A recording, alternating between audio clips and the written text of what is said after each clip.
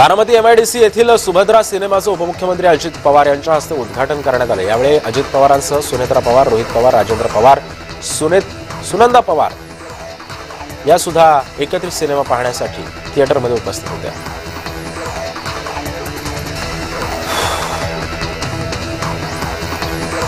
सुनील तटकरे यांची उलटी गिनती सुरू झाली असल्याचा दावा भरत गोगावले यांनी केला, तर गोगावले यांची टीका म्हणजे हाती चले बाजार असल्याचं सांगत माजी आमदार अनिकेत तटकरे यांनी मंत्री गोगावले यांना डिवचलाय।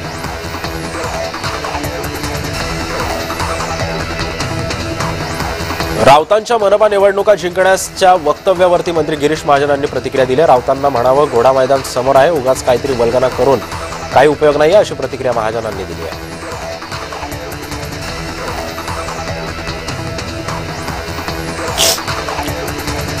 आपल्या देशाची वाटचाल ही नॉर्थ कोरियाप्रमाणे हुकुमशाहीकडे सुरू असल्याची टीका शरद पवार गटाचे नेते जितेंद्र आव्हाड यांनी दिली आहे। मांस विक्री बंदीच्या निर्णयाचा निषेध करण्यासाठी ते कल्याणमध्ये गेले होते, त्यावेळी त्यांनी हे वक्तव्य केलं।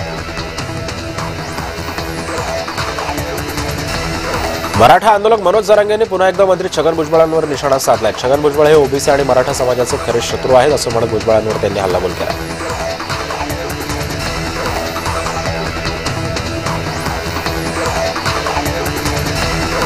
नांदेड जिल्ह्याच्या दौऱ्यादरम्यान मराठा आंदोलक मनोज जरांगे यांची प्रकृती अचानक बिघडली। मराठा कार्यकर्त्यांना संबोधित केल्यानंतर जरांगेंना चक्कर आली।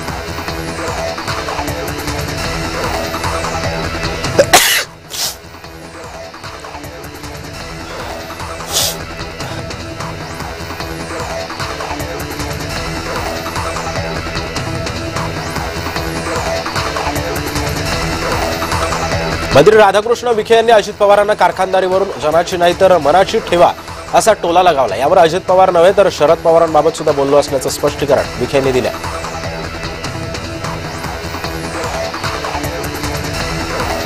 मनसेनं मुंबईमध्ये बॅनरबाजी केली, यावर राज्याचे कृषी मंत्री दत्तात्रय भरणे यांनी प्रतिक्रिया दिली आहे। पराभव झाल्यावर उमेदवार कोणावर तरी खापर फोडण्याचा प्रयत्न करतायत आणि बोलण्याचं काम विरोधकांचं असतं असं भरणे म्हणाले।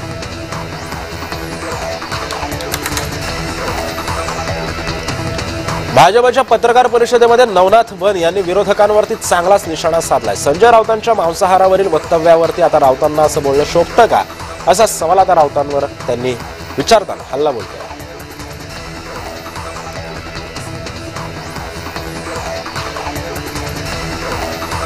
बेस्ट निवडणुकीमध्ये ठाकरेंना धडा शिकवण्यासाठी भाजप सरसावली आहे। या निवडणुकीमध्ये ठाकरेंच्या पॅनल विरोधात भाजपनं सहकार समृद्धी पॅनल लढणार आहे। भाजपकडून लाड आणि दरेकर मैदानात उतरणार असल्याची माहिती मिळते।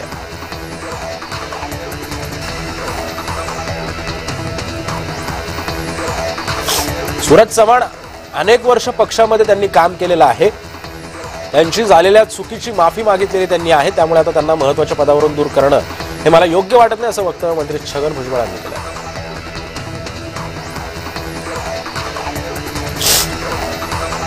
सुधाकर बडगुजरांनी मंत्री गिरीश महाजनांसमोर भाजपचे आमदार सीमा हिरे यांच्याबद्दल नाराजी व्यक्त केली। बडगुजर आणि हिरेंमधील वाद अद्याप कायम असल्याचं पाहायला मिळतं।